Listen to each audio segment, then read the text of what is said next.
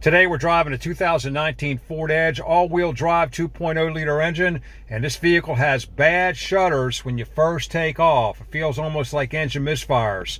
We're going to test it with the scan tool and show you what we got to do to fix this. So I go to functional test on the scan tool, then I go to output controls, then I select torque converter clutch, and I follow the directions here most of the time.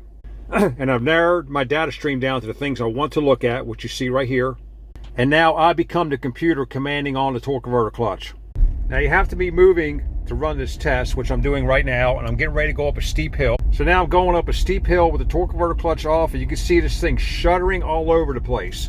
I'm only going about 20 miles an hour. Look at that TCC slip shuddering all over the place. Now I have the torque converter clutch applied on, going up the same hill at the same speed, and you can see the TCC slips are nice and steady with no shudder. So this is TCC shutter. Reprogramming bad torque converter intervention.